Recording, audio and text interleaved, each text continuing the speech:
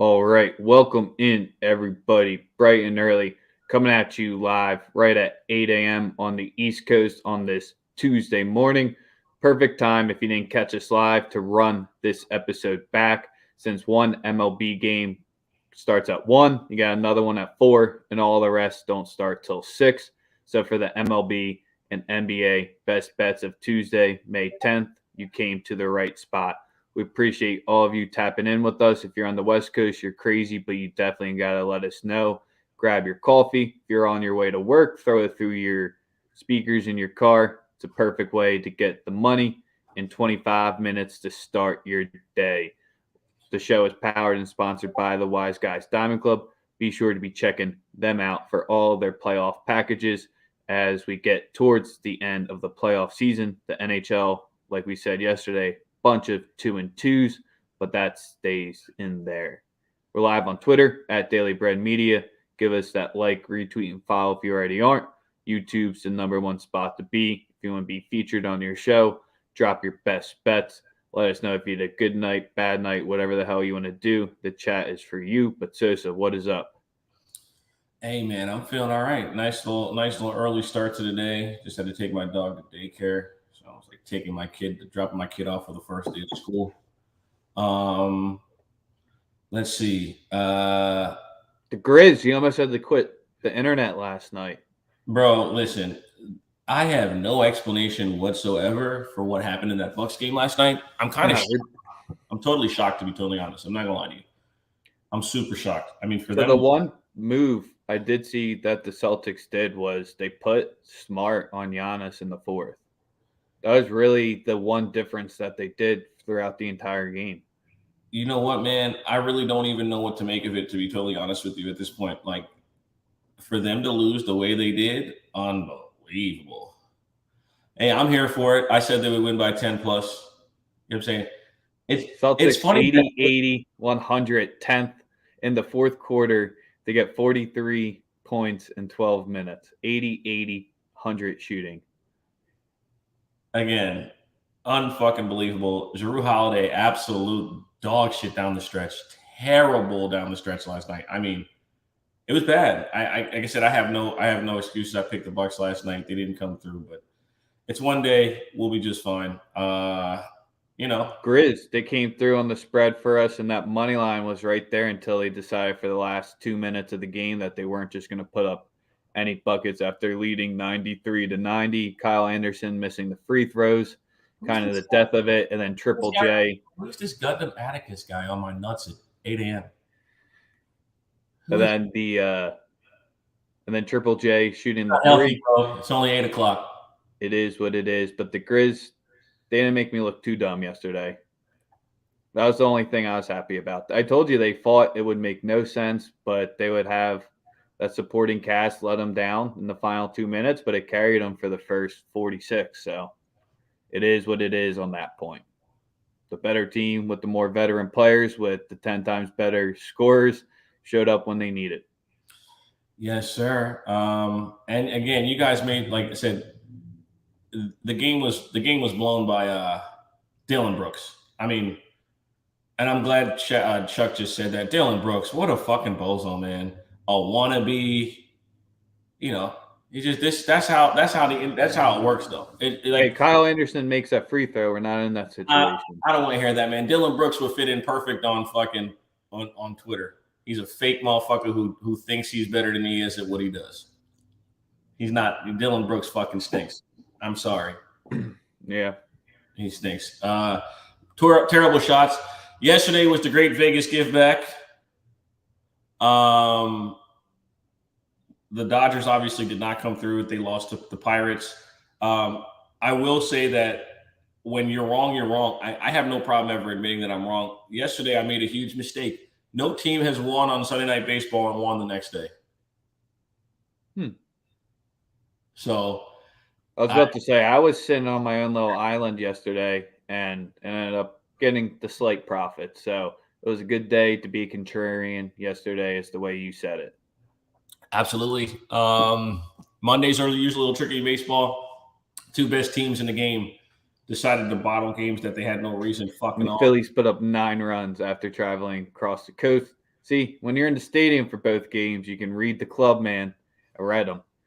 That's why we bet on them for the first time this season. They don't want to hear about us talk anymore. Let's get into today's best bets. As we said, the first game's at 1, another game at 4. Then none of the bets will tip till 6. Our first pitch won't be till 6:30 at the earliest. So perfect episode to run it back. Give us that like, retweet, subscribe. We appreciate it. We're approaching on 2,000 Twitter followers and 1,500 YouTube subs. So always help us get to those numbers. We appreciate it. Yes, sir. And you know what we're going? You know what we're going to first? The Dodgers minus 2.5 again. That's what the fuck we're betting again. If you're not betting it, then that's your problem. We run it right back. You can we're gonna martingale the fucking Dodgers all year. I mean, we made it clear when we started the show in June of last year. They want us mad bread. So did the Giants. We're gonna keep doing that. Okay. Whether if it's minus 2.5 or plus money, make sure you get it. Alternate run line. We rock with that every single time. This Pirate team is not good. They're not. No, and it's a shame the next Brubacher day comes against the Reds again on Thursday. Was very upset to see that. Don't worry, it was super easy fade, like usual. We'll just get to the lower number. That's about it. But yep, after them feeling themselves, the Dodgers haven't really lost 2 games in a row, and you don't expect them to be looking at a sweep to the hands of the Pirates. Absolutely not. My first play of the day is going to come in a complete revenge angle on the pitcher that might have the best ERA in baseball at 1.50 through his 6 starts so far, and that's Mad Bum. After getting ejected in the first inning against the Marlins, had all that time to stew for 6 days. And when he's played against the Marlins, he's a 3.98 ERA, but in his last 3 starts, he's only given up 2 runs through 14 innings. First 5 money line at plus 115 is what I got my money on. Jesus Luzardo isn't no scrub, but he's been giving up a run every single start at least. So that's where I'm only taking them with the first 5. If you can't get that yet, wait for it. The money line at plus 120 isn't a bad look because the Diamondbacks have won 4 or 5. They came against the Marlins, the Rockies, and they're facing the Marlins again. But it's a pure backing of Mad Bum revenge bot after getting tossed in the first inning. All right, I love the Snakes. Let's go. Only first Nerfy of the night that I'm gonna roll with tonight is Toronto versus the Yankees. You get it at minus 120. Get it in early because this number is gonna move. It's gonna move probably closer to 140 by the time the game gets here. Toronto Blue Jays, New York Yankees, no runs first inning. Kikuchi pitching for the Blue Jays, Severino pitching for the Yankees. It's a good spot, and betting on the Yankees, Nerfies have been very profitable. They cashed us out last night as well. They're going to do it again tonight. I was going to say Corbin's on the mound today, but I don't have a line listed for him yet, unfortunately. Yeah, I don't either. We're gonna go right back to the Brewers. Listen, if you guys are worried that the Brewers and Dodgers like all of a sudden have forgotten to play baseball because they lost 1 game on a Monday, then you feel free to go bet some badminton or whatever it is you're going to gamble on. I'm on the first 5 run line for the Milwaukee Brewers minus half a run at minus 130. A little juiced, but with Hunter Green, who just got banged around the last time he was out, Freddie Peralta on the mound for Milwaukee. I'm rocking with them to get the first 5 job done. Yep, and the last time he was out, unfortunate enough for him, it was against Milwaukee as well, where he gave up 9 runs, 5 home runs, 8 earned runs. It's just not like that's his only bad start. 13.07 ERA over his last 3. And Freddie, he's been getting hit at home, but on the road, he's got that 2.40 ERA in his 3 starts over 15 innings. Yes, sir. And I have only one more play that I really love today, and that is going to be the San Francisco Giants first 5 run line as well. Minus half. See, the juice is already high, so I can't even go with the play. You just got to hope that it lowers or drops at some point because everybody and their mother, I think, is going to bet that first 5 today. The other one would be the first 5. The first 5 in the Houston game. Houston first 5 run line with Verlander on the mound. at even money. I think it's a great look. So that's where we're at today. Yep, in the full game, you can get that at plus 135 if you want to go the full game run line. I mean, Verlander, he's made fucking 38 starts against the Twins in his career. And he's been clean over his last 3 against them there, and he's been clean against them in his last 3 starts. And then Joe Ryan, good start to the season. Maybe this is the one he finally comes back down to earth through his 5 starts. Yes, Because sir. who the hell is Joe Ryan? Yes, sir. So to say the Verlander look was something I had a question for you, and the rest of the slate kind of looks like slim pickings because the Padres, they're going a little bit cold as of late. Wouldn't be too concerned about them yet though. And then Shohei, man, what a night from him last night. Whew. This is, bro, first career grand slam, 2 homers. I mean, we knew the dude was a fucking android, but Jesus, he's just on a different level right now. But we said that last year for a couple of months straight. So no, I don't think anyone's surprised by anything he does anymore. The guy's fucking special. Nope. So that's just kind of where maybe Kluber in the bounce back spot. They're expecting it since the Angels are home dogs. So if you think they're going to ride that hot streak, I could not talk you off the Angels. That was my last look, but I'm not trying to rush to the book to back Detmers today. Yes, sir. Nah, it's not the deal. So we appreciate all of you who are just tapping in with us right now. We just ran through the MLB slate, so run it back if you want to grab those plays. Let's get to the NBA. Sosa, we have to stay in chronological order. We can't fuck it up now, so we just got to start with the Sixers at the Heat, going down to Miami. I don't know. I'm stuck now on this one. Sixers +3. Sixers money line. I'm sorry, they beat us twice without Embiid. We played them twice with them, and they've basically been wire-to-wire victories. I don't really care about the setting here because Joel is going to get guys open shots. It's just a matter of will they make them. They made them in Philly. Danny Green went completely nuclear over 2 games, hitting everything. I'm on my team. This is if you're scared, go to church. If you're scared, fuck with somebody else. We're rocking with the Sixers tonight. I think we get the job done. We win the series in 6 games. All these bozo Miami fans that don't know shit about basketball that are on the internet telling me about role players that played in the fucking G League or undrafted, like, enjoy that shit. Watch those first-round picks for the Sixers beat the shit out of you all these next 2 games. That's the biggest thing is what we saw in Miami. We don't want to sound like a broken record, but the rotation is completely different with Joel there. It's 100% different. And then he hasn't even been – he's been at MVP level on defense because you saw him. No one can close out what he did.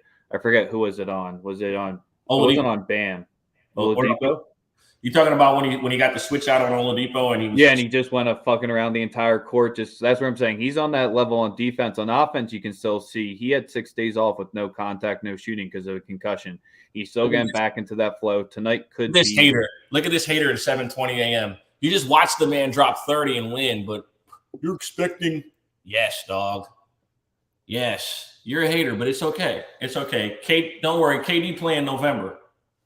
We'll see him play in November again. Well, that's where here in this game, I like Maxey the most, and I'm backing him over 19.5 points at -109. And it's kind of to what Chuck says. Maxey's going to be stepping up. He's going to get 20 plus. I think Harden, he's listed at 20.5.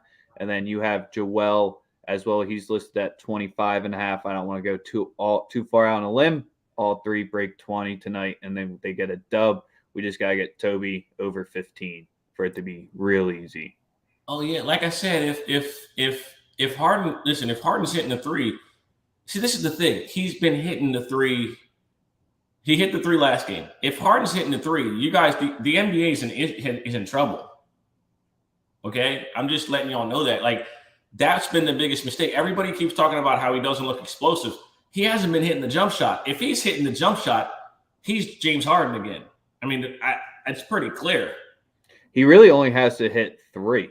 Because Yeah. the games when the offense has been non-existent, when he's going 1 for 7, I don't expect him to go nuts like he did last night. If he can get over 2.5 on his threes, because you can get that plus money, that's exactly what you need from him. Yes, sir. So the role players for the Heat, I mean, I think they could potentially step up a little bit more. And God forbid the Sixers, I think they're going to run a 7-guy rotation tonight, maybe go 8 deep if no one gets in foul trouble to clean this out quick. Chuck, I can definitely see this series going 7 because that was my initial prediction. So it wouldn't shock me, but I think the reverse is in complete order here because the team's just that much different with Joel. And as long as he was above 75%, that's all they needed to get through this series. The Sixers lined this up on purpose to get that 4 seed when you saw them lose too late at the end of the year to avoid the Bucks or the Celtics to try only get one of them in the ECF. All right, let's get to the contentious game, I guess, now. Man, listen, right now, I have no official pick for the game for Phoenix, Dallas. All I got to say is DeAndre Ayton plays well, they win. When he doesn't, they lose. And where does he play well at? Home. At the crib. We have had endless discussions about this guy. He's a number 1 pick. He wants to get paid. You can't play like Michael Ola with fucking candy if you want to get paid. Okay? You can't be out here looking like a fucking bozo. He's looking like Rudy Gobert from the Bahamas. Timber and Clipper great. Michael Ola on candy. He's looking like the Caribbean version of fucking Rudy Gobert when he gets on the road. And it's really embarrassing because there's no real centers. There's no real centers playing for the fucking for Dallas. You know what I mean? But it's when Dallas makes it that perimeter game, it's kind of back to the point where Ayton doesn't have. He can stretch out a little bit, but he does get burned pretty well. So that's where I think Finney Smith under 13 and a half is the easiest play on the board tonight. I'm not going to make it official because I think there's zero way they'll let Luka get 40 before they let Finney Smith make 5+ threes again. I think that's a whole thing of just being hot at home. I think that's what's wild to say is that's the Suns' number 1 priority because the Suns have shown at home if Luka can get his, it really doesn't matter. You just can't let that supporting cast all break 20 with ease. And I don't think the 3-ball falls as easy. I still like the Mavs to pull this one out potentially for the series-wise, but I think the Suns win it here. I think Ayton goes off like you're saying, and I think Finney Smith has a cold night. Yeah, I can see that. He's like you said, role players show up at the crib. It's just the way the NBA has always worked. They always play better at the crib. We've seen it with the Sixers. We've seen it with every team except the Bucks last night. You know that last night was the first time that a road team won in 12 games. Road teams had won 12 or home teams had won 12 consecutive playoff games entering last night.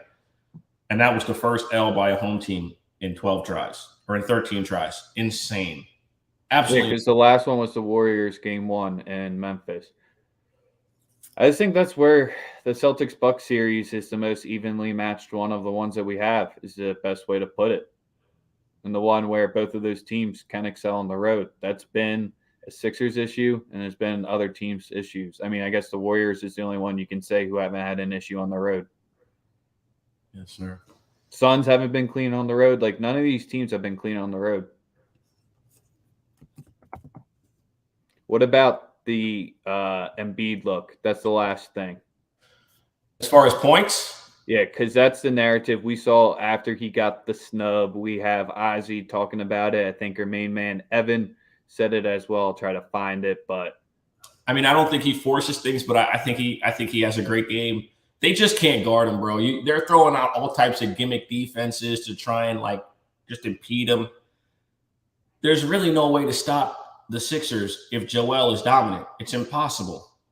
If Joel is dominant, there's no way to guard this team. It's that simple. Yep, I can see the Chris Paul revenge as well.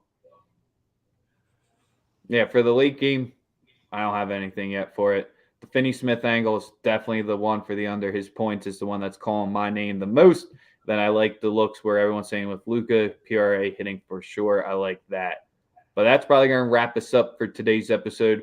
We came at you bright and early because I got to go get my ass into the office. We appreciate all of you tapping in with us if it was live. If you ran it back, we started with the MLB for like the first 10 minutes. The last 10 minutes was the NBA. In and out, all you need to know on the Tuesday's best bets. We appreciate all of you tapping in with us. Anything you want to say, Sosa, before we out till tomorrow? Free Big Slime, man. Free Young Thug, for real.